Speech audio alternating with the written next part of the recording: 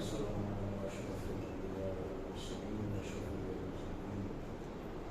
وحبيب إله العالمين أبي القاسم محمد اللهم صل على محمد وآل محمد وأهل بيته الطيبين الطاهرين المعصومين المظلومين ولعنة الله على أعدائهم المجرمين وعلى الخلفاء الراشدين. بسم الله الرحمن الرحيم.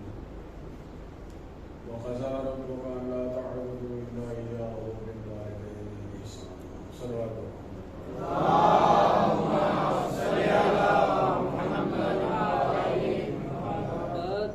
خالق کائنات حضرت محمد وآل محمد علیہ السلام مرحوم مغفور کو جنت الفردوس عطا فرمائے، قبر کو منور فرمائے، تمام حاضرین اور میرے مرحومین کی مغفرت فرمائے، اور جب تک خالق و مالک ہمیں معاف نہ فرما دے جتنے مومنین مومنات بیمار ہیں ان کو صحت کاملہ عطا فرمائے، ملتمسین دعا کی دعاؤں کو قبول فرمائے۔ اس ماہ مبارک میں ہمیں زیادہ سے زیادہ عبادت کرنے کا شوق اور ذوق عنایت فرمائے۔ اس ماہ میں اللہ تعالیٰ ہمارے سارے گناہوں کو معاف فرمائے، پروردگار ہمارے آقا ہمارے مولا کے ظہور قبول میں تعجیل فرمائے، علماء اعلام مراجع اعظام رہبر معظم اور شیعان امیر المومنین دنیا میں جہاں کہیں اللہ تعالیٰ کی حفاظت فرمائے۔ بلندتر صلوات اللہم صل علی محمد وآل محمد۔ اصال ثواب کے لیے اس مجلس کا انعقاد ہے اور ماہ مبارک ہے، اور پھر مرکز علم میں اللہ تعالیٰ نے یہ توفیق عنایت فرمائی ہے تو جملے آئینہ معصومین علیہ السلام کے قرآن میں سے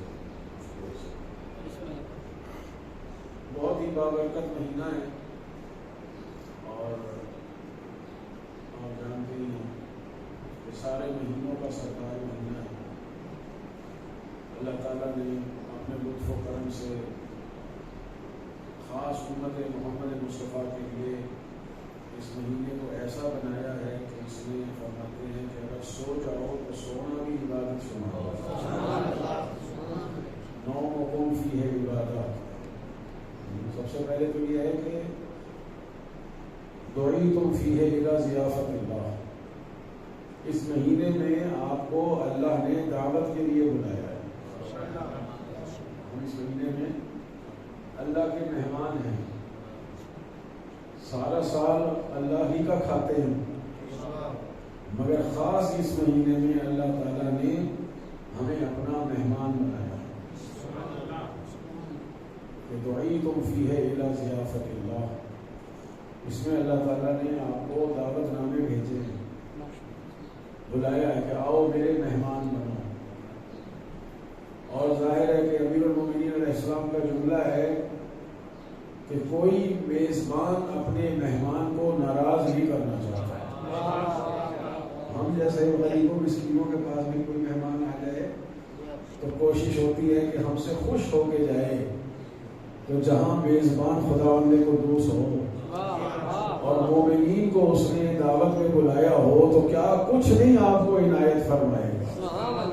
کون سی نعمت ہے جسے اللہ تعالیٰ، جس کا وجود ایسا سخی ہے کہ اس نے 14 ایسے سخی خلق فرمائے ہیں کہ دنیا ان کا جواب پیش نہیں کر سکتی، تو اللہ کے جود و کرم کا جواب کون دے سکتا ہے؟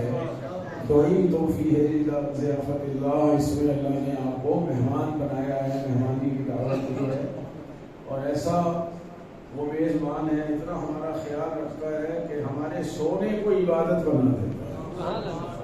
نومکم فیہ عبادت، اس میں تمہارا سو جانا عبادت ہے۔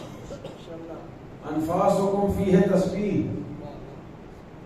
اس میں جو ہم سانس لے رہے ہیں نا، حالانکہ یہ ہمارا کوئی کمال نہیں ہے، سانس میں خود بخود آنا ایک فطری عمل ہے، مگر اس سانس لینے کو اللہ تعالیٰ اس میں تسبیح قرار دے دیتا ہے۔ یعنی سانسیں اسی کی ہیں، دی ہوئی اسی کی ہیں، سانس ہم کھینچ رہے ہیں، مگر ہر سانس ایک سبحان اللہ کا ثواب رکھتا ہے، اس سے اچھی اور دعوت کیا ہو سکتی ہے؟ صلوات بھیجو۔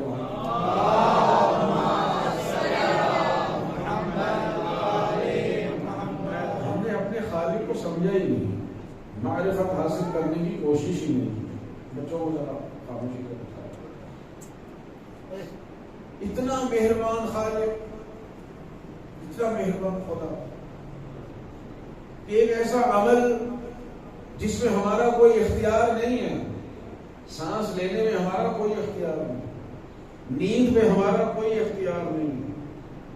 چلو روزے کا ثواب دیتا ہے اس لیے کہ ہم نے بہت سی چیزوں سے اپنے آپ کو روکا ہوا ہے، بہت سی حلال چیزوں سے اپنے آپ کو مخصوص وقت کے لیے روکا ہوا ہے، اس میں تو اجر و ثواب بنتا ہے۔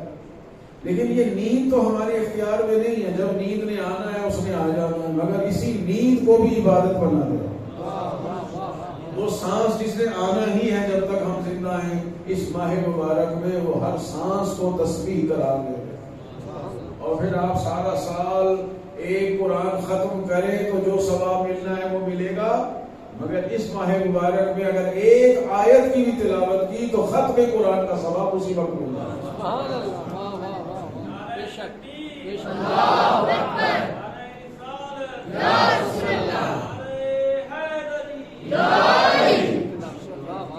ایک آیت پڑھیں، بچوں سے کہتا ہوں بسم اللہ الرحمن الرحیم تو کم از کم سب کو آتی ہے، چلتے پھرتے اٹھتے بیٹھتے ایک آیت کی بار بار تلاوت کرے۔ وہ یہ بھی نہیں کہتا کہ ایک ہی آیت کیوں بار بار پڑھے جا رہے ہیں، ایک آیت کی تلاوت کریں، اس ماہ میں پورے قرآن کا ثواب ہر عمل۔ اور پھر اس سے بڑھ کے آگے آ رہی ہے شب قدر، خیر من الف شہر، ایک رات 1000 مہینوں سے بہتر، برابر بھی نہیں، خیر من الف شہر، 1000 مہینوں سے بڑھ کر ایک رات شب قدر مخصوص ہے امت پیغمبر صلی اللہ علیہ وآلہ وسلم۔ کسی اور مذہب میں روزے تھے پہلی امتوں پہ فرض، مگر شب قدر مخصوص ہے پاک پیغمبر صلی اللہ علیہ وآلہ وسلم کے وجود مقدس کی وجہ سے۔ تو اس میں جو ہے جو بھی عمل کرے گی وہ 1000 مہینوں سے بڑھ کے اس کا اجر و ثواب۔ دوبارہ اس ماہ مبارک میں کوشش کریں کہ زیادہ سے زیادہ جتنا فیض حاصل کر سکتے ہیں فیض حاصل۔ معصوم فرماتے ہیں، چونکہ بات آ گئی ہے ذہن میں، کہ دیکھیں ترتیب بنائی ہے اللہ تعالیٰ نے۔ پہلے ہے رجب کا مہینہ، ماہ رجب، پھر ماہ شعبان، پھر ماہ رمضان۔ رجب کو بنایا ہے مولا امیر المومنین کا مہینہ، کہ پہلے بندہ آئے علی علیہ السلام کے دروازے پر، وہاں فیض حاصل کرے اور اپنے آپ کو اس قابل بنائے کہ پھر ماہ شعبان میں داخل ہو جو رسول اللہ کا مہینہ ہے۔ علی کے در پہ آئیں گے تو اس قابل بنیں گے کہ پیغمبر کی خدمت میں حاضر ہو سکیں، تو پھر ماہ شعبان میں پیغمبر کے حضور میں حاضری دیتے رہیں گے، اس قابل بنائیں گے کہ پھر اللہ کے مہینے میں داخل ہوں جو ماہ رمضان ہے۔ جی پہلے علی کے در پہ آئے، پھر رسول اللہ کے در پہ آئے۔ جب ان دونوں بھائیوں کے دروازے پر 2 مہینے مسلسل اپنے آپ کو مصروف عمل رکھیں گے تو بندہ اس قابل بنے گا کہ خالق کائنات کے مہینے میں داخل ہو سکتا ہے۔ رسول اسی کو ملتے ہیں جو علی کے در پہ آتا ہے، اور اللہ انہی کو ملتا ہے جو علی اور محمد مصطفیٰ کے دروازے پہ آتے ہیں۔ ماہ رجب کا مہینہ، معصوم فرماتے ہیں خوش نصیب ہے وہ انسان کہ جس پر ماہ رجب گزر جائے اور اس کے گناہ معاف ہو، وہ اپنے آپ کو بخشوا لے۔ اگر محروم رہ گیا تو اللہ نے ماہ شعبان عطا فرمایا کہ ماہ شعبان میں کوشش کرے کہ پورے ماہ شعبان میں اللہ کی عبادت کر کے اپنے گناہوں کو معاف کرائے اور اپنے آپ کو جنت کا مستحق بنوا لے۔ فرماتے ہیں کہ پھر اگر یہاں بھی محروم رہ گیا تو پھر ہے ماہ مبارک. ماہ رمضان میں یقیناً مومن کو چاہیے کہ اپنے آپ کو جنت میں جانے والوں کی فہرست میں نام درج کرا لے. اور فرماتے ہیں بدبخت ہے وہ انسان کہ جس پر ماہ مبارک گزر جائے اور اس کا نام سعداء کی فہرست میں نہ آئے، جنتیوں کی لسٹ میں نہ آئے. وہ بدبخت اور شقی انسان ہے. پھر اسے چاہیے کہ پھر وہ 9 ذی الحج عرفہ کا انتظار کرے اور 9 ذی الحج کو جا کے عرفات کے میدان میں حج کے موقع پر جا کے وہاں بیٹھ کر عرفات کے میدان سے اپنے گناہوں کو معاف کرائے. اور ظاہر ہے کہ پھر وہاں جانے میں تو بھائی 7-8 لاکھ روپیہ خرچ ہو جاتا ہے. صاحب جانتے ہیں تو یہاں بیٹھے بٹھائے مفت میں اللہ تعالیٰ ہمیں اتنا اجر دے رہا ہے کہ ایک آیت پڑھو تو پورے ختم قرآن کا ثواب ہو جائے. سانس کھینچو تو تسبیح شمار ہو جائے، روزہ رکھ کے سو جائے تو عبادت شمار ہو جائے. میں اپنے طالب علموں سے کہا کرتا ہوں کہ جب روزے میں روزہ رکھ کے سو جانا عبادت ہے تو روزے میں بیٹھ کر خدا اور محمد و آل محمد کا جاگتے ہوئے ذکر کرتے رہنا کتنی بڑی عبادت ہے. بہرحال یہ آیت تو میں نے کچھ اور پڑھی تھی اور بات کہیں اور چلی گئی اور ٹائم بھی زیادہ نہیں ہوتا ہے. وَقَضَىٰ رَبُّكَ أَلَّا تَعْبُدُوا إِلَّا إِيَّاهُ. سورہ بنی اسرائیل کی 23ویں آیت کا آغاز ہے کہ تمہارے رب کا یہ فیصلہ ہے کہ سوائے اللہ کے کسی اور کی عبادت نہ کرو. أَن لَا تَعْبُدُوا إِلَّا إِيَّاهُ. بس اللہ کی عبادت کرنا، اس کے علاوہ کسی اور کی عبادت نہیں. وَبِالْوَالِدَيْنِ إِحْسَانًا. اور اپنے والدین سے احسان کرنا. اتنا بڑا مقام ہے والدین کا کہ خدا وند عالم نے اپنی عبادت کے ساتھ والدین کا تذکرہ ہے کہ والدین پر احسان کرنا.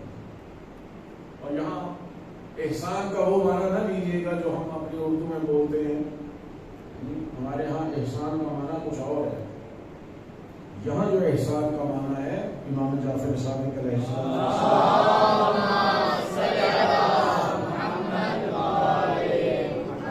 سے جب پوچھا گیا کہ مولا والدین سے احسان کرنا سے کیا مفہوم ہے تو آپ نے فرمایا کہ والدین سے احسان سے مراد یہ ہے کہ ان کو اپنی ضرورت کی کوئی چیز تمہیں کہنی نہ پڑے. والد کو والدہ کو یہ نہ کہنا پڑے کہ آج مجھے فلاں چیز کی ضرورت ہے. بوڑھے ہو جاتے ہیں، بیمار ہو جاتے ہیں اور ضروریات ہے تو خود پوری نہیں کر سکتے.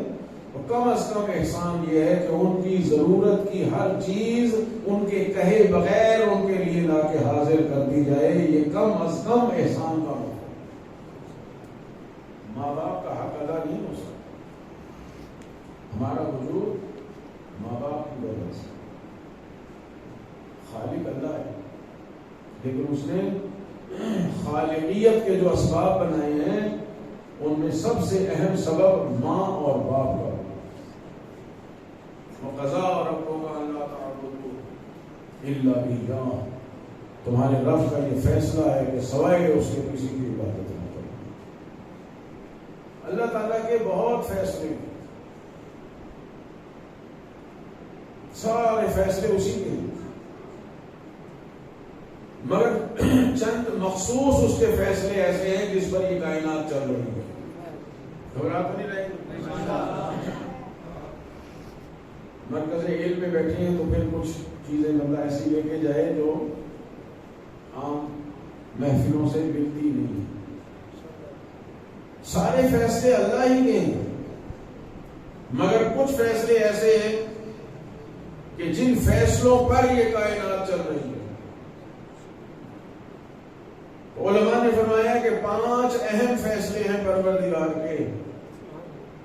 سب سے پہلا فیصلہ ہے جسے کہا گیا ہے تخلیق کائنات کا فیصلہ، قضاء تخلیق، کہ یہ کائنات بنے گی. یہ اللہ کا فیصلہ.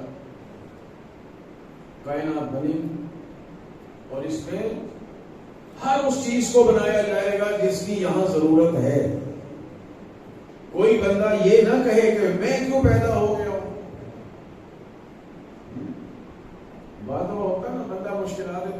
تنگ آ کے کہتا ہے میں کیوں پیدا ہو گیا, مجھے ہونا ہی نہیں چاہیے تھا, میں مر ہی جاؤں تو بہتر ہے. یہ خدا کا فیصلہ ہے کہ آپ کا ہونا ضروری ہے. توجہ فرمائیں. سبحان اللہ, ماشاء اللہ. باتیں شاید خوش ہوں لیکن توجہ فرمائیں گے آپ. ماشاء اللہ. میرا وجود آپ کا وجود نہیں, ہم تو انسان ہیں. یہ جو آپ کو خاک کے ذرات نظر آ رہے ہیں, اللہ تعالیٰ نے ہر چیز کو ایک مقدار کے تحت پیدا کیا ہے. کوئی چیز ایسی نہیں ہے جس کی تعداد معین نہ ہو خدا کے علم میں. ریت کے کتنے ذرات ہیں اس دنیا میں کوئی بتائے؟ اللہ جانتا ہے. اور اتنے ہی ریت کے ذرات اس نے خلق کیے ہیں جتنے ذرات ریت کی اس دنیا میں ضرورت ہے, نہ کم ہوگی نہ زیادہ. اور بے جان چیزیں جو ہم بے جان سمجھ رہے ہیں دیکھتے چلو, یہ اس کی تخلیق کے قضاوت تخلیق ہے کہ کائنات خلق ہوگی اور کائنات پہ ہر اس شے کو رکھا جائے گا جس کی یہاں ضرورت ہے. ایک یہ. اس کے بعد جس کو خلق کیا ہے, یہ رب کا فیصلہ ہے کہ جس کو خلق کیا ہے اسے رزق بھی دینا ہے. اسے کہا گیا قضاء رزق, کہ جو شے بھی بنائی گئی ہے, جو بھی اس کا رزق ہوگا وہ اسے ملے گا. اس لیے کہ جب خلق خود کیا ہے تو جب اس کو, اب صاحب رزق سے مراد فقط آپ نے روٹی نہیں لینی, ہر وہ شے جس کے وجود کی بقا کے لیے جو شے ضروری ہے وہی اس کا رزق ہے. اب جس کو خلق کرے گا جیسا وجود اس کا ہے اسی کے مناسب اس کو رزق بھی دوں گا. خدا فرماتا ہے کہ آیت کا مفہوم ہے, کسی کو دیکھا ہے تم نے کہ اپنا رزق خود اپنے کندھے پر اٹھائے ہوئے پھر رہا ہو؟ کوئی مخلوق اپنا رزق خود اپنے کندھوں پر اٹھا کے نہیں. اللہ الذی خلقکم ثم رزقکم, اللہ وہ ہے جس نے تمہیں خلق کیا اور تمہیں رزق دیا. جس کو خلق کرتا ہے اس کے رزق کا ضامن بھی خود ہے. ٹھیک, انسان دنیا میں بعد میں آتا ہے, ماں کی گود میں بچہ بعد میں آتا ہے, پہلے اللہ تعالیٰ اس کی خوراک کا انتظام کر دیتا ہے. ایک لمحہ بھی بچہ بغیر خوراک کے رہے ممکن نہیں. اور صرف دنیا میں آ کے نہیں, جب بچے کا بدن بطن مادر میں بن رہا ہوتا ہے تو خالق وہاں بھی اس کے رزق کا انتظام ہے. اور کوئی ذرہ کائنات ایسا نہیں ہے کہ جس کی رزق و روزی کی ضمانت خداوند عالم نے اپنے ذمہ نہ لی ہو. ما من دابۃ فی الارض الا علی اللہ رزقها, زمین پر کوئی حرکت کرنے والی یعنی کوئی زندہ شے تم ایسی نہیں دیکھو گے جس کا رزق اللہ نے اپنے ذمہ نہ لے لیا. حضرت موسیٰ علیہ السلام کی مشہور ہے, وفات کا وقت جب قریب آیا, یہ باتیں ہمیں سمجھانے کے لیے ہیں, ورنہ انبیاء علیہ السلام کی ذات اور ان کی معرفت اور مقام کہیں بالا تر ہے. تو عرض کی پروردگار میں مرنے کو تیار ہوں لیکن بچے چھوٹے چھوٹے ہیں, ان کے رزق و روزی کا کیا بنے گا, میں تو مر جاؤں. اللہ تعالیٰ نے فرمایا موسیٰ ذرا دریائے نیل پہ آؤ. دریائے نیل پہ بلایا اللہ نے. دریائے نیل پورا سمندر ہے, بحری جہاز چلتے ہیں. کہا تمہارے پاس جو عصا ہے اسے پانی میں مارو. پانی میں مارا, پانی پھٹ گیا. کہا دریا کی ترائی تہہ میں اترو. موسیٰ علیہ السلام دریا کی تہہ میں اترے, ایک پتھر تھا, کہا اس پتھر پہ عصا کو مارو. پتھر پہ عصا مارا, پتھر پہ 2 ٹکڑے ہوئے. بہت ہی ننھا سا کیڑا اس کے اندر تھا. فرمایا موسیٰ نگاہ نبوت سے ذرا اس کے منہ میں دیکھو کیا ہے. موسیٰ نے جب دیکھا تو اس کی منہ میں اس کی خوراک کا چھلکا تھا. فرمایا موسیٰ میں اس سے غافل نہیں ہوں, تیرے جیسے نبی کی اولاد سے غافل ہو سکتا.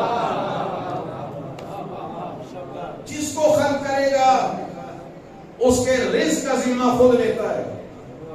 اور جوانوں سے عرض کر رہا ہوں کہ دیکھیے جتنی چیزیں ہمارے زندہ رہنے کے لیے ضروری ہیں, کچھ وہ ہیں چیزیں جن کو ہم نے خود اپنی ضروریات بنا لیا. وہ ہماری ضرورت زندگی کے لیے نہیں ہے.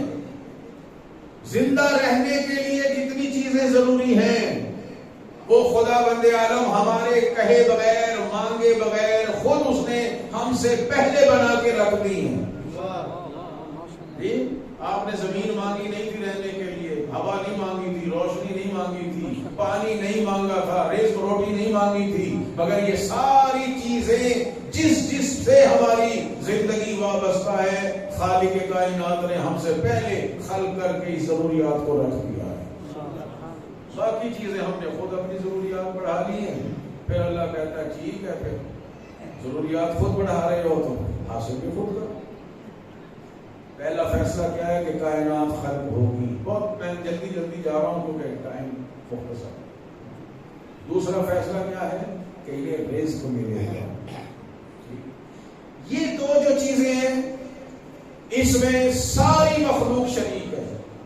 انسان ہو، حیوان ہو، پودے ہوں، یعنی کچھ بھی ہو، ہر شے اس چیز میں شامل ہے کہ پیدا کرے گا اور جن کو پیدا کرے گا ان کو رزق ملے گا. یہاں تک ساری مخلوق ہے. لیکن انسان ہے. انسان جانور نہیں ہے. انسان کو اللہ نے انسان بنایا ہے، افضل مخلوق بنایا ہے، اشرف مخلوق بنایا ہے. جانوروں کے لیے یہاں تک ہو سکتا ہے، پودوں کے لیے یہاں تک ہو سکتا ہے کہ انہیں خلق کرے، انہیں رزق ملے، بس مسئلہ حل ہو. مگر انسان کا مسئلہ یہاں حل نہیں ہوگا. انسان چونکہ اشرف مخلوق ہے، مقصود کائنات یہ انسان ہے کہ انسان کے لیے ساری کائنات بنائی ہے. سخر لکم ما فی السماوات و ما فی الارض. اللہ فرماتا ہے زمینوں اور آسمانوں میں جو کچھ ہے میں نے انسان کی خدمت کے لیے خلق کیا. انسان کو کس لیے خلق کیا؟ اگر یہیں تک بات ہے کہ بس پیدا ہو جائے کھا پی لے، اگر اتنی ہی بات تھی تو انسان کیوں مخلوق افضل ہے؟ جانور بھی یہی کچھ کرتے ہیں، پیدا ہوتے ہیں، کھاتے رہتے ہیں، مر جاتے ہیں. پودے بھی ایسے ہی پیدا ہوتے ہیں، خوراک حاصل کرتے ہیں، بڑھتے ہیں، سوکھ جاتے ہیں، مر جاتے ہیں. مگر انسان ایسی مخلوق نہیں ہے. انسان کو حیوان نہیں بنایا یعنی جانور، انسان کو شجر نہیں بنایا، انسان کو حجر نہیں بنایا، انسان کو انسان بنایا ہے، حیوان ناطق بنایا ہے، صاحب عقل بنایا ہے، ساری کائنات سے افضل و ممتاز بنایا ہے. جس کے درجے بڑے ہوتے ہیں نا جی، اس کی ذمہ داریاں بھی زیادہ ہوتی ہیں. انسان کے لیے اللہ نے ایک اور فیصلہ کیا، وہ ہے قضائے ہدایت.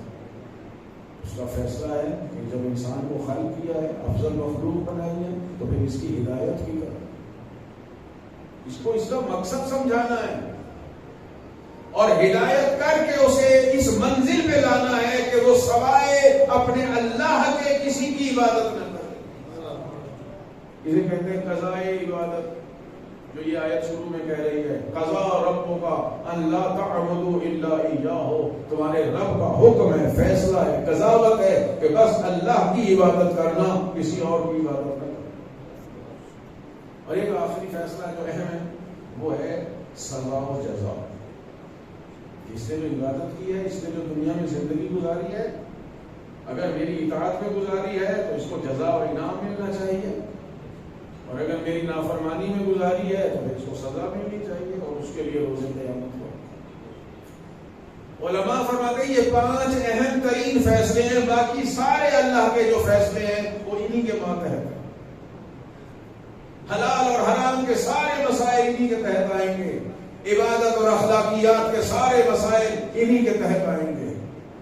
تو 2 میں نے عرض کیا، پہلے جو ہیں اس میں تو سارے انسان، جانور، پودے سب شریک ہیں کہ خلق بھی ہوں گے اور اپنے حصے کا رزق بھی پائیں گے. مگر انسان کے لیے سب سے اہم چیز جو ہے وہ روٹی نہیں ہے، وہ کھانا پینا اہم نہیں ہے.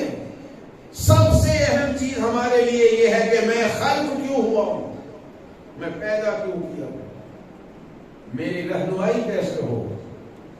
اہم کام یہ تھا کہ انسان کو ہدایت کی جائے، لہذا یہ بھی چیز اللہ نے اپنے ذمہ لی ہے، ان علینا للہدیٰ، کہ ہدایت کرتے رہنا ہماری ذمہ داری، اور اللہ تعالیٰ نے اس ذمہ داری کو اس بھرپور طریقے سے ادا کیا ہے کہ قیامت کے دن کوئی ایک انسان بھی یہ نہیں کہہ سکے گا کہ پروردگار مجھ تک تیری طرف سے کوئی ہدایت نہیں آئی۔ اگر دنیا میں ایک انسان بھی ایسا ہو کہ جس تک اللہ کی ہدایت نہ پہنچی ہو اور وہ مر گیا، اور واقعی نہ پہنچی ہو اور مر گیا، تو خدا بند عالم اسے سزا نہیں دے سکتا، اس لیے کہ اس تک پیغام پہنچا ہی نہیں۔ مگر اللہ نے ایسا اہتمام کیا ہے کہ ہر فرد بشر تک اس کا دین، اس کا پیغام، اس کی ہدایت اور رہنمائی پہنچ جائے۔ اور یہ سارا نظام جو ہمیں نظر آ رہا ہے، انبیاء کا آنا، رسولوں کا آنا، کتابوں کا آنا، صحیفوں کا آنا، باب ہدایت کا کھلا رکھنا، یہ سارا نظام اسی لیے ہے کہ انسان ہدایت پا جائے۔ جب انبیاء کی ضرورت تھی اس نے نبی بھیجے، جہاں رسولوں کی ضرورت تھی اس نے رسول بھیجے، جب جب کتابوں کی ضرورت تھی اس نے انسان کی رہنمائی کے لیے کتابیں بھیجی۔ اور ایک وقت وہ آیا کہ اب انبیاء کا نہیں، یعنی سلسلہ ختم کریں گے، اب کوئی نبی نہیں آئے گا۔ ہمارا عالم اسلام سے کم از کم ایک ہی سوال ہوتا ہے، وہ یہ کہ اللہ نے نبیوں کے آنے کے سلسلے کو بند کیا، مگر کوئی صاحب عقل یہ بتائے کہ کہیں اس نے یہ بھی اعلان کیا ہے کہ آج میں نے ہدایت کا دروازہ بھی بند کر دیا۔ مشکل وقت کی مجلس ہے، یہ مجھے پتا ہے، میرے لیے بھی پڑھنا مشکل ہے، آپ کے لیے بھی سننا مشکل ہے، لیکن بہرحال اب آ گیا ہو تو سننی تو پڑے۔ پر محمد والے محمد صلوات،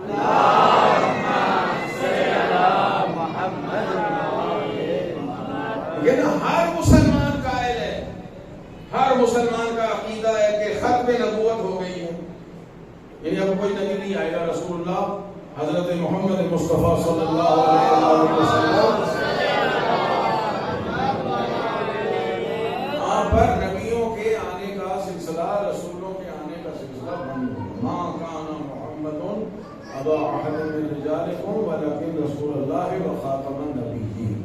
ہمارا ایمان ہے ختم نبوت پر، لیکن سوال صرف یہ ہے کہ آیا نبی اور رسولوں کے آنے کا سلسلہ بند، اسے ہم عرف عام میں کہتے ہیں جی باب نبوت بند ہو گیا ہے، دروازہ بند ہو گیا، کوئی نبی رسول نہیں آتے، نہیں آئیں گے، تو کیا اللہ نے ہدایت کا دروازہ بھی بند کر دیا کہ بھئی ہدایت بھی محمد مصطفیٰ کے ساتھ مکمل ہو گئی اور اب تمہیں ہدایت کی ضرورت نہیں ہے، لہذا اب ہماری طرف سے ہدایت بھی نہیں ہوگی؟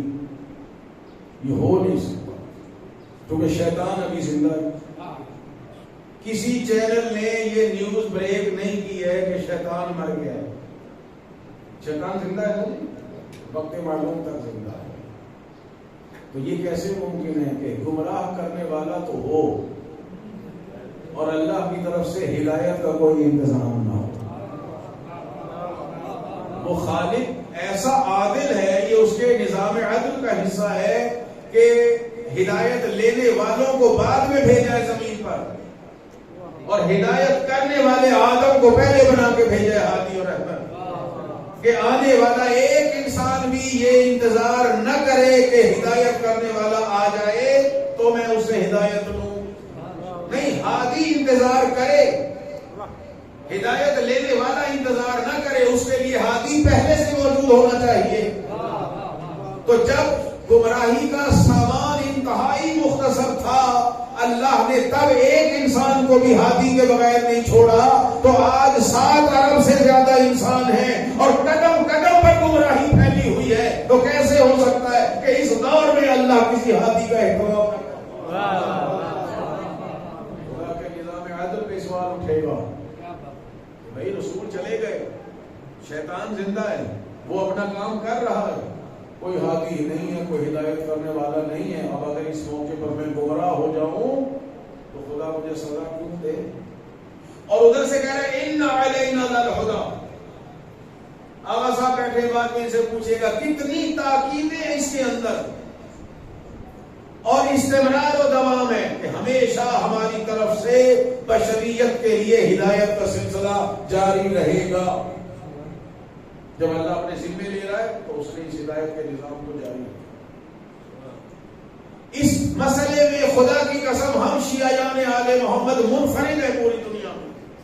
دنیا کا کوئی مکتب اور مذہب اس مسئلے میں آ کے نہ ہمیں جواب دے سکتا ہے نہ ہماری برابری کر سکتا ہے. اس لیے کہ ہمارا ایمان یہ ہے کہ اللہ نے نبیوں کے سلسلے کو بند کیا ہے, رسولوں کے آنے کے سلسلے کو روک لیا ہے, مگر ہدایت کا دروازہ قیامت تک کے لیے کھلا رکھا ہے. اور یہ ہدایت کا نظام ہی جاری رکھنا تھا کہ مسجد نبوی میں جس کا دروازہ کھلتا تھا سب کے در بند کرا دیے, مگر ایک جو دروازہ ہدایت تھا وہ کھلا رکھا.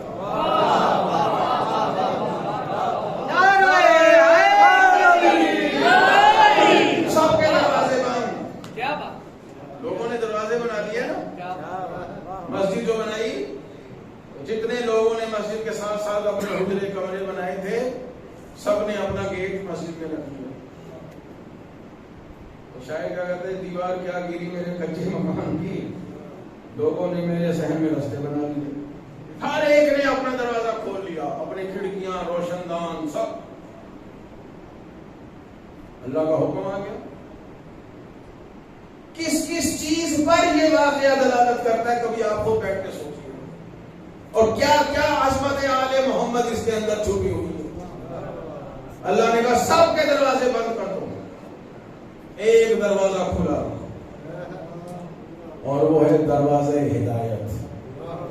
جس گھرانے نے قیامت تک ہدایت کرنی ہے نا نبی تیرے بعد, اس علی کے گھر کا دروازہ کھلا رکھا.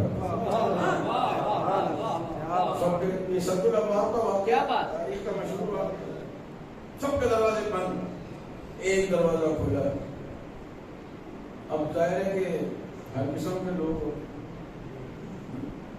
قرآن بھی کہہ رہے ہیں ہم یحسدون الناس علی ما آتاہم اللہ من فضلہ. یہ لوگ یہ آل محمد پر حسد ہی کرتے ہیں. جو اللہ نے اپنے فضل سے آل محمد کو دیا ہے نا, یہ دنیا حسد کرتے کرتے مر جائے. حسد ختم نہیں ہوتا. اور آل محمد سے جتنا حسد کیا گیا ہے دنیا میں کسی سے اتنا حسد نہیں کیا گیا. ان کے مردوں سے بھی مردوں نے حسد کیا, عورتوں سے عورتوں نے حسد کیا. اور آپ کو پتا ہے عورتوں کا حسد کرنا بہت خطرناک ہوتا ہے. عورتوں کا حسد کبھی گھر کے اندر رہتا ہے, کبھی یہی حسد میدان میں لے کے آ جاتا ہے.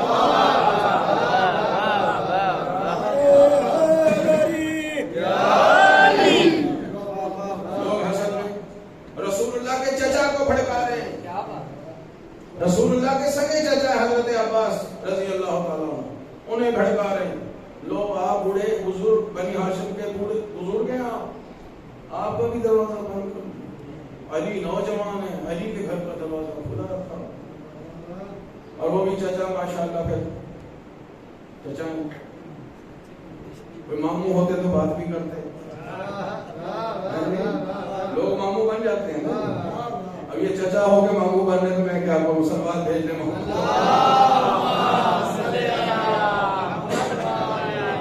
حضرت عباس بڑی شخصیت ہیں, مگر ظاہر ہے کہ لوگوں کے کہنے میں آ گئے اور آگے کہا یا رسول اللہ آپ نے ہمارے دروازے, میرے جیسے بزرگ کا بھی دروازہ بند کر دیا. علی نوجوان ہے, اس کا دروازہ کھلا رکھا ہے. رسول خدا نے فرمایا چچا میں نے کسی کا دروازہ بند نہیں کیا, میں نے علی کا کوئی دروازہ کھلا نہیں رکھا. یہ تو خدا کا حکم آیا ہے حبیب سب کے در بند کر دو مگر علی کا دروازہ کھلا تاکہ قیامت تک لوگوں کو پتا چلے کہ آپ کے بعد یہی ایک دروازہ ہے. علم بھی یہیں سے ملے گا, ہدایت بھی یہیں سے.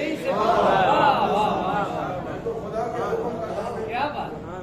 اب ممکن ہے کہ کوئی کہے کہ جی باتیں تو شیعوں نے بنا لی ہیں, یعنی شیعہ باتیں بناتے رہتے ہیں, اس کی کوئی دلیل نہیں ہے. دلیل ہے سورہ نور میں آیت ہے, آیت نور جسے کہتے ہیں, اس پہ ایک قصہ ہے. فی بیوت نازل اللہ ونرفع, اللہ نے حکم دیا ہے کچھ گھر ہیں کہ جن کی رفعت کو بیان کیا جائے, ان کو بلند کیا جائے, یعنی ان کے مقام و منزلت کو بیان کیا جائے, ان کی عزت کی جائے, احترام کیا جائے. لمبی آیت ہے. جب یہ آیت نازل ہوئی تو صحابہ کرام میں سے ایک شخص کھڑا ہوا اور اس نے کہا کہ یا رسول اللہ یہ کون سے گھر ہیں جن کے احترام کا خدا حکم دے رہا ہے؟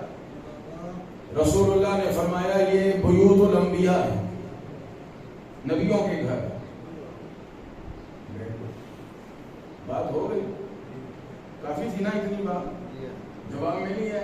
یہ کس کے گھر ہے؟ حضور نے کہا انبیاء کے گھر ہے. بس بات ختم. مگر ایک اور بزرگ کھڑے ہوئے، وہ نام کتابوں میں لکھا ہے، لائبریری میں کتابیں ہوتی ہیں دیکھ لیں آپ. ابن حجر مکی نے اپنی تفسیر میں لکھا. تو ایک حضرت کھڑے ہوئے، تو کوئی دروازہ مسجد میں کھلتا تھا. دیکھیے میں ایسے بزرگوں کی عظمت کو سلام کرتا ہوں کیونکہ ان کے احسان ہے ہمارے اوپر. اگر وہ بھی چپ کر کے بیٹھ جاتے تو بات پوری نہ کھلتی اور ہم تک نہ پہنچتی. کتنے باعزت اور محترم تھے صحابہ کرام کہ رسول اللہ سے مختلف سوال کرتے رہتے تھے. اب سوال کرنے کا مقصد چاہے کچھ بھی ہو مگر ہمارا مقصد حل ہو جاتا ہے.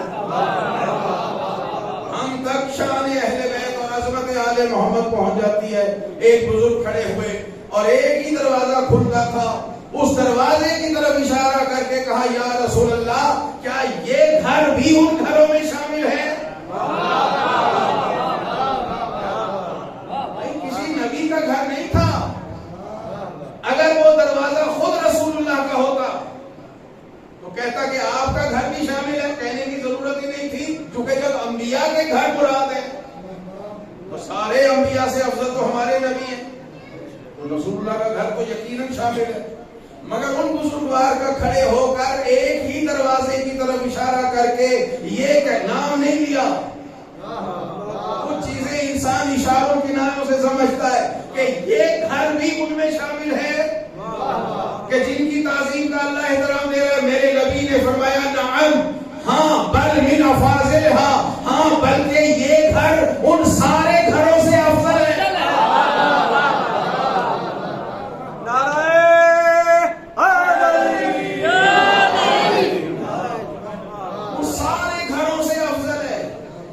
اب ظاہر ہے کہ ایک ہی دروازہ تھا اور انہوں نے بھی بریکٹ میں لکھا ہے کہ علی و فاطمہ کا گھر، علی و فاطمہ کا گھر. حضور نے فرمایا نعم ہاں بل من افاضلھا، یہ شامل ہی نہیں ان سب سے افضل ہے. تو بھائی گھر کی افضلیت میٹیریل سے نہیں ہوتی کہ جناب اس میں ماربل اچھا لگا ہے، اس میں ٹائلیں اچھی لگی ہیں، اس میں سینیٹری کا کام اچھا لگا ہوا ہے. نہیں، بلکہ گھر کی عظمت اس میں رہنے والوں کی وجہ سے ہوتی ہے. آپ کبھی کہتے ہیں کونسلر کا گھر، ایم این اے کا گھر، کبھی کہیں گے عالم دین کا گھر. یہ کونسلر کا گھر چاہے سونے چاندی کا بنا ہو، عالم دین کا گھر چاہے کچا بنا ہو، مگر عظمت کس گھر کی ہے؟ تو کہہ لیں یہ افضل ہے انبیاء کے گھروں سے. تو جب یہ گھر انبیاء سے افضل ہیں تو ماننا پڑے گا اس گھر میں رہنے والے انبیاء سے افضل ہیں. ایک دروازے کو کھلا رکھنا یہ دلیل ہے کہ یہ باب علم ہے، یہ باب ہدایت ہے، یہ ہدایت کا دروازہ ہے. اگر اس نے بھی بند ہونا ہوتا تو سرکار اپنی زندگی میں بند کر دیتی، مگر اس دروازے کو کھلا رکھنا دلیل ہے. آج بھی جو لوگ مدینے جاتے ہیں اللہ سب کو لے کے جائے. آج بھی اگرچہ دشمنوں نے پوری کوشش کی ہے ان کے نشان مٹا نہیں سکتے. حرم کعبہ میں جائیں تو بیت اللہ میں اللہ نے علی کے آنے کی نشانی کو رکھا ہوا ہے. اور اگر مدینہ مسجد نبوی میں جائیں تو آج بھی علی و زہرا کے گھر کا دروازہ مسجد نبوی میں کھل رہا ہے. دروازہ ہدایت اللہ نے کھولا اور وہ ہدایت کا سلسلہ چلے گا. یہ خدا کا فیصلہ ہے کہ قیامت تک آخری انسان جو آئے گا اس تک بھی اللہ کی طرف سے ہدایت پہنچے گی. اور اسی چیز کو دکھانے کے لیے ذوالعشیرہ سے لے کر میدان غدیر تک میرے نبی نے جہاں موقع مناسب سمجھا وہاں اظہار فرمایا کہ میرے بعد اگر ہدایت ملے گی تو علی ابن ابی طالب کے ذریعے سے، میرے بعد اگر دین ملے گا تو علی ابن ابی طالب کے ذریعے سے ملے گا. اور آخر میں تو ایسا اہتمام کیا کہ اللہ نے کہا حبیب یہ جلدی بھول جانے والے لوگ ہیں، ان کا حافظہ اتنا کمزور ہے کہ قرآن کی آیت کہہ رہی ہے مسجد کے اندر سنتے ہیں دروازے تک نکلتے نکلتے بھول جاتے ہیں. وقالوا للذین اوتوا العلم ماذا قال آنفا، صاحب علم سے پوچھتے ہیں نبی ابھی کیا کہہ رہے تھے، یعنی دروازے تک آتے آتے بھول گئے. حبیب ان کو یہ دروازہ اس طرح یاد دلا دے کہ یہ مرتے مر جائیں، ان کی نسلیں ختم ہو جائیں، مگر یہ بھولنے نہ پائیں کہ نبی کے بعد ہادی کون ہے. اور میرے نبی نے غدیر کے منبر پر علی کو ہاتھوں پر اٹھا کے کہا من کنت مولا ہو فہذا علی المولا، جس نے آج مجھ سے ہدایت لی ہے اب میرے بعد علی سے ہدایت لے، اس لیے کہ جس کا میں آقا و مولا ہوں اس کا علی آقا و مولا. ساری دنیا کو ہماری مجالس کا یہی پیغام ہے، پوری دنیا میں الحمدللہ یہ ہمارا مذہب منفرد ہے کہ ہم اس چیز کا عقیدہ اور ایمان رکھتے ہیں کہ اللہ تعالیٰ نے ہدایت کا انتظام کیا ہے اور ویسا ہی انتظام کیا ہے عصمت و طہارت کے ساتھ. جیسے نبی پیغام لانے والے کو معصوم بنایا ویسے اس پیغام کے تحت انسانوں کی ہدایت کرنے والے ائمہ کو معصوم فرمایا اور ان کی عصمت پر قرآن میں مختلف انداز سے خود پروردگار عالم نے گواہیاں دی ہیں. یہ ہے وہ ہدایت کا نظام کہ جو ہمیشہ چلے اور اس میں ہم ممتاز ہیں.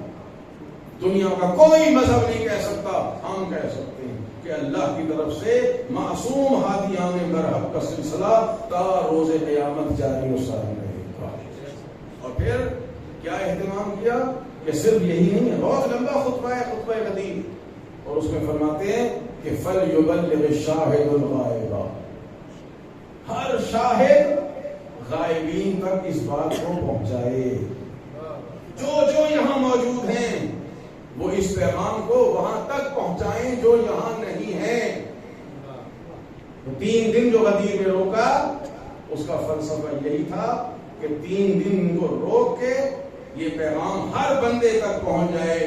جس گاؤں میں، جس شہر میں، جس علاقے میں حاجی 3 دن کے بعد پہنچے گا وہ خود بخود لوگ پوچھیں گے نا کہ آپ کو تو 3 دن پہلے آنا تھا، یہ 3 دن تاخیر سے کیوں آئے ہیں؟ تو جیسے ہی پوچھے گا تو حاجی کہے گا نبی نے غدیر میں روکا ہوا تھا. وہ پوچھیں گے نبی نے کیوں روکا تھا؟ کہے گا علی کی ولایت اور مولائیت کا اعلان ہوگا.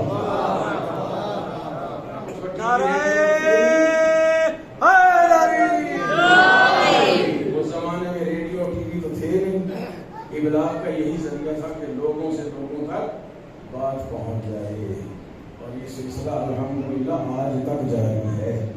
کوئی مجلس مکمل نہیں ہوتی اس وقت تک جب تک علی علیہ السلام کی ولایت اور مولائیت کا اس میں ذکر نہ ہو جائے. اور ہر آنے والے کو یہ میسج ہر آنے والے کو دہرایا بھی جاتا رہے. اور ممکن ہے کوئی بندہ زندگی میں پہلی دفعہ مجلس میں آیا ہو، ادھر ادھر سے بھی تو آ جاتی ہے. فَلْيُبَلِّغِ الشَّاهِدُ الْغَائِبَ کے تحت وہ بھی یہ پیغام سن کے جائے کہ نبی کے بعد باب ہدایت علی ابن ابی طالب کا گھرانہ. سارے ائمہ طاہرین علیہ السلام نے اللہ کی ہدایت کو پہنچایا اور اس کی ہدایت کو پہنچانے کے لیے کام کیا ہے. اور یہ دور ہمارے 12ویں امام حضرت مہدی عجل اللہ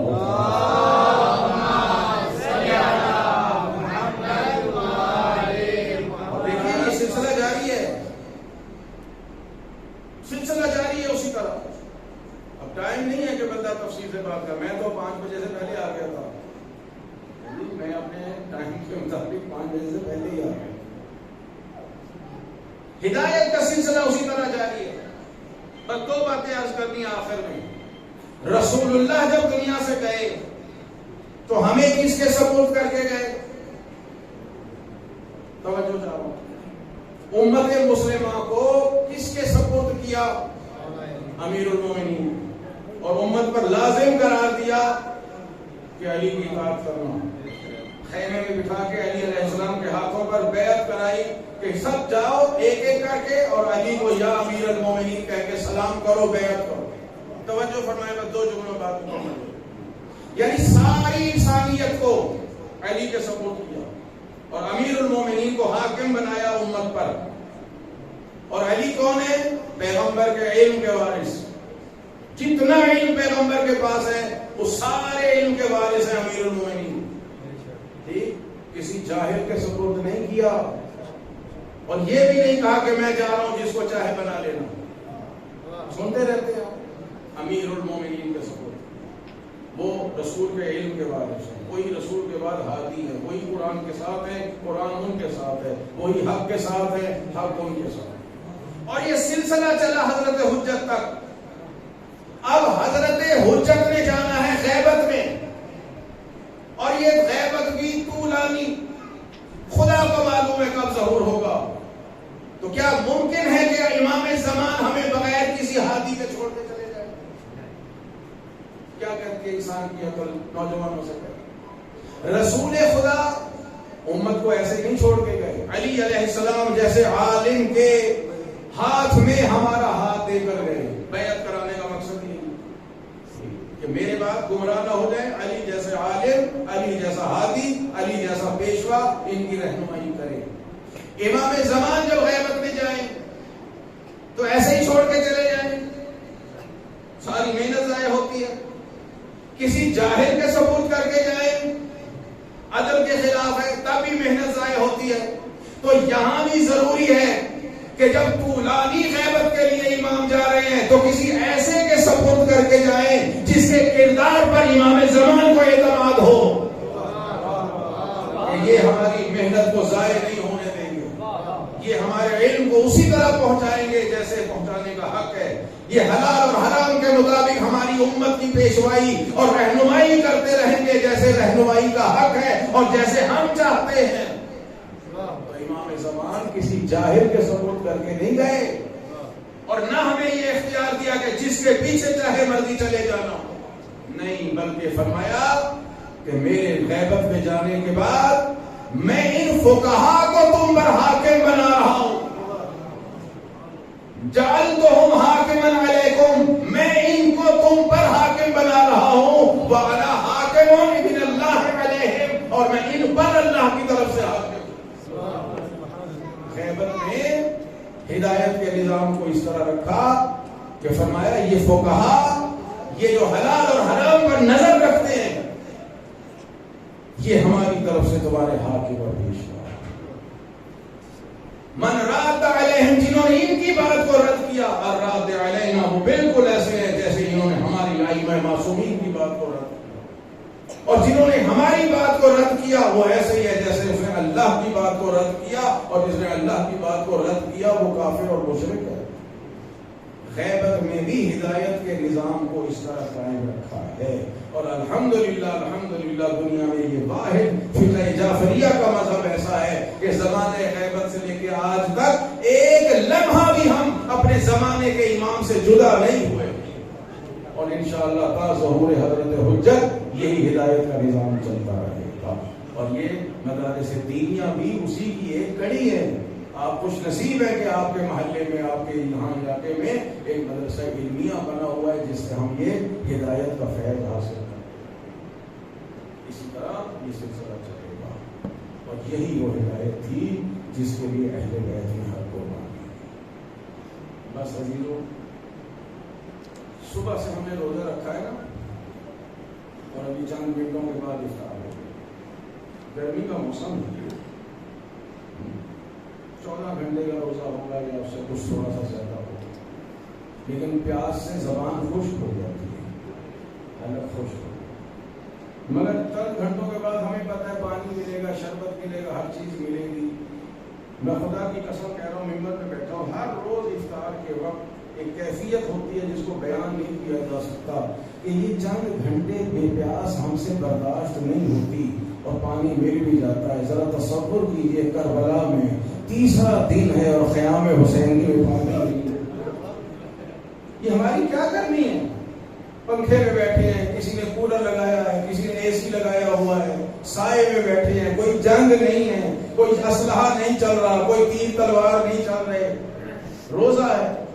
کسی نے پانی کیوں بند نہیں کیا؟ روزے کی وجہ سے بند ہے. مگر خدا کی قسم افطار جو قریب آتی جاتی ہے نا، پیاس کی شدت میں اضافہ ہوتا چلا جاتا ہے، سینے میں گرمی اٹھتی ہے، حلق خشک ہو جاتا ہے، زبان خشک ہو جاتی ہے. ذرا تصور کیجئے کربلا کا صحرا ہے، گرمی کا وہ عالم ہے کہ بیان نہیں کیا جا سکتا. چھوٹے چھوٹے بچے ہیں اور آوازیں بلند ہو رہی ہیں، اللہ تعالی ہائے پیاس، ہائے پیاس، ہائے پانی. اب آپ تصور کیجئے، میں حیران ہوتا ہوں. علامہ نقل مرحوم کا جملہ ہے کہ مولا جس پر پیاس کی شدت دیکھتے تھے کہ زیادہ ہے، اسے پہلے شہید ہونے کے لیے بھیجتے کہ اگر پانی نہیں مل سکتا تو زیادہ دیر پیاسا بھی نہ رکھوں، جلدی شہید ہو، حوض کوثر پہ جائے، میرے نانا کے ہاتھ سے جام کوثر پیے. میں حیران ہوتا ہوں. سب سے چھوٹا ہے علی اصغر، سب سے زیادہ پیاس تو بچوں کو لگتی ہے نا، اور خود مولا فرمائے اس کی تو ماں کا دودھ بھی خشک ہو چکا ہے، قطرہ آب بھی نہیں ہے، یہ میرا سب سے چھوٹا بچہ ہے، اسے تھوڑا سا پانی پلا دو، اس کے بدن میں حرکت نہیں ہے. آپ بتائیں 6 ماہ کا بچہ کتنا پانی پی لیتا ہے مگر کوئی پانی نہیں دے رہا. مولا نے کہا اچھا میں اسے زمین پر لٹا دیتا ہوں، تم آگے پانی پلا دو. تب بھی کسی نے نہیں پلایا. مولا نے اٹھایا اور کہا اصغر انہیں تیری پیاس پر اعتبار نہیں آیا، ذرا اپنی پیاس کا اعتبار دلاؤ. ولی ابن ولی ہے، ولی مطلق کب ہوتا ہے؟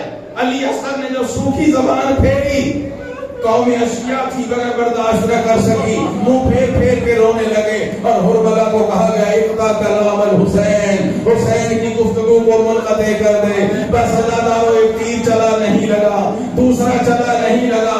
کہا حرملہ تو تو مشہور تیر انداز ہے، تیرا تیر کیوں نہیں لگ رہا؟ کہا جو منظر میں دیکھ رہا ہوں تمہیں نظر نہیں آ رہا. جب تیر چلاتا ہوں ایک بی بی درمیان میں آ جاتی ہے جو کہہ رہی ہے پروردگار میرے اصغر کا کیا قصور ہے، مگر شہید تو ہونا تھا. ایک تیر چلا، انقلب الصبی علی ید الامام، بچہ امام کے ہاتھوں پر پلٹ کے رہ گیا، اور وہ جو خون تھا اسے نہ آسمان اٹھا سکتا ہے نہ زمین برداشت کر سکتی ہے. مولا نے چلو میں لے کے اس سے وضو کی اور خطاب کر کے فرمایا اصغر اسی طرح نبی کی بارگاہ میں جاؤں گا، اسی طرح خدا کی بارگاہ میں. پروردگار اس توسل کو قبول فرما، اس ذکر کو قبول فرما، جو ذکر کیا گیا تیری رضا کی خاطر، قرآن خوانی کی گئی، اس جو بھی ہدیہ پیش کیا گیا پروردگار، جو اہتمام کیا گیا اس کا سب ہم بارگاہ معصومین میں ہدیہ کرتے ہیں. جو ثواب اضافے سے عائد ہو وہ مرحوم و مغفور احمد یار صاحب علیہ اللہ فرما، ان کے درجات کو بلند فرما، ان کی مغفرت فرما، ان کے تمام صغیرہ کبیرہ گناہوں کو معاف فرما، انہیں اور ہم سب کے مرحومین معاہدین فرما. پروردگار ماہ مبارک ہے، ماہ مغفرت ہے، ماہ رحمت ہے، ماہ برکت ہے. ہم پر اپنی رحمتیں اور برکتیں نازل فرما، ہمیں مغفرت کے دامن میں سمیٹ لے پروردگار. ہمارا نام جنت میں جانے والوں کی فہرست میں درج فرما، ہمارا نام جہنمیوں کی فہرست سے پاک کر دے، ڈیلیٹ کر دے پروردگار. ہماری ٹوٹی پھوٹی عبادتوں کو قبول فرما، زیادہ سے زیادہ ذوق عبادت عنایت فرما. اس مرکز علم کو تا ظہور حضرت حجت اسی طرح قائم و دائم رکھ، اس میں دن رات ترقی عطا فرما. تربیت حاصل کرنے والے بچوں کی تعلیمی اور تربیتی امور میں ان کی معاونت فرما. علماء اعلام جو خدمت فرما رہے ہیں، خصوصاً اعلیٰ بہشتی صاحب جو محنت کر رہے ہیں پروردگار ان کی محنتوں کو قبول فرما. پروردگار جن لوگوں نے اس کو آباد رکھا ہوا ہے تو ان کے گھروں کو آباد و شاد فرما، ہماری دعاؤں کو مستجاب فرما. ہمارے آقا و مولا کو ہم سب سے راضی فرما، ان کے ظہور میں تعجیل فرما، ان کے دشمنوں کو نیست و نابود فرما، ان کے کار ہدایت کو آگے چلانے والوں کی حفاظت فرما. علماء اعلام براج نظام رہبر معظم دنیا میں جہاں کہیں مومنین کرام آباد ہیں ان کی حفاظت فرما، مقامات مقدسہ کی حفاظت فرما. ہم سب کو دنیا میں آل محمد کی زیارت اور آخرت میں ان کی شفاعت نصیب فرما. ربنا